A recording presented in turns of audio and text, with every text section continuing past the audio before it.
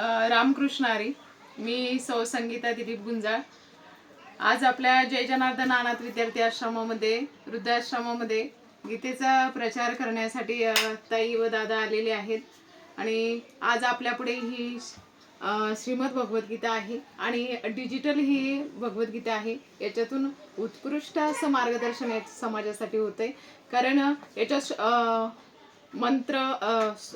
श्लोक हे चांगल्या प्रकारे उच्चार होण्यासाठी आपल्याला मदत होईल असंच आहे. आणि सहजरित्या लहान मुलांना समजण्यासाठी उपयुक्त आहे. आणि आजकाल आपण आपल्या धर्मग्रंथांपासून लांब चाललेलो आहे आणि त्या धर्मग्रंथांचा प्रचार हे करतायत आणि अगदी उत्तम आहे. कारण बरीचशी मुलं कोरोनाच्या काळापासून मोबाईलमध्ये इतकी व्यस्त झालेले आहे आणि त्या व्यस्ततेतून बाहेर पडण्यासाठी मुलांच्या हातात काहीतरी डिजिटलच वस्तू पाहिजे आणि ती डिजिटल वस्तू मुलांपर्यंत काहीतरी त्यातून आनंद आणि त्यात काहीतरी शिकण्यासारखं आणि आपल्या धर्मग्रंथांचा प्रसार यातून होतो आणि धर्मग्रंथाची मूळ मुद्दा आपल्या मुलांना ओळख होते.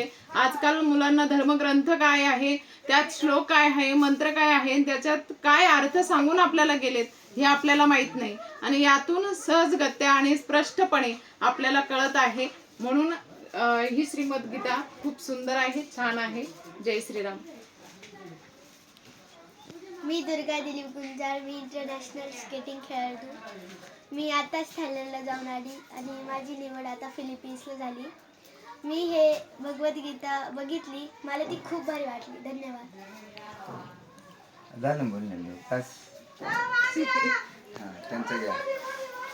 जय श्रीराम.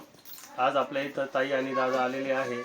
हे संपूर्ण महाराष्ट्रभर ज्या देवदेश धर्मासाठी वापरल्या जाणाऱ्या गीतेचं ज्ञान आहे ते डिजिटल माध्यमातून कसं लहान मुलांपासून तर थोरांपर्यंत कसं सोप्या भाषेत केलेलं आहे आणि त्याचा उपयोग खरोखर धर्मकार्यात होईल आणि स्वतःच्या जीवनात पण गीतेचं किती महत्त्व आहे हे सांगून जाणारा हा त्यांचा जो प्रकल्प आहे तो छान आहे आणि तो खरंच सगळ्यांनी घ्यावा.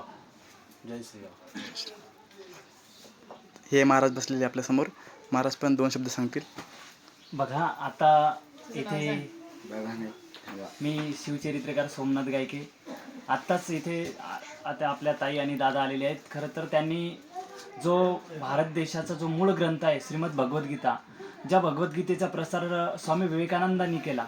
बघा, ज्यावेळेस धर्म परिषद झाली होती, धर्म परिषदेमध्ये सगळ्यात खालच्या लेवलला हा श्रीमद भगवद्गीता होती आणि बाकीच्या देशांचे जे ग्रंथ होते ते सगळ्यात वर होते. आणि त्यावेळेस विचार केला गेला, तिथे प्रश्न केले की त्यांनी सांगितलं की तुमचा जो ग्रंथ आहे तो सगळ्यात खाली आहे आणि आमचा जो ग्रंथ आहे तो सगळ्यात वर आहे. पण त्यावेळेस स्वामी विवेकानंदांनी सांगितलं तुमचे ग्रंथ कितीही वर असू द्या पण त्याचा जो पाया आहे ती श्रीमद भगवद्गीता आहे. आणि खरं तर अशा श्रीमद भगवद्गीतेचा प्रचार आणि प्रसार करण्यासाठी खरं तर तुम्ही इथपर्यंत आलात आणि हा प्रचार प्रसार होणार आहे. कारण ज्याला वाचता येत नाही त्याला सुद्धा तिथं ते डिजिटल आहे, त्यामुळे तिथं क्लिक केल्यानंतर ते लगेच सांगते, उच्चार करते, अगदी सहजरित्या ते आपल्याला येणार आहे. नक्कीच याचा प्रचार या महाराष्ट्रभर नव्हे या विश्वात झाला पाहिजे. नक्कीच हिंदू राष्ट्र निर्माण होण्यासाठी खरं तर भगवद्गीतेचा फार मोठा संदेश आणि मोलाचा वाटा राहील. धन्यवाद.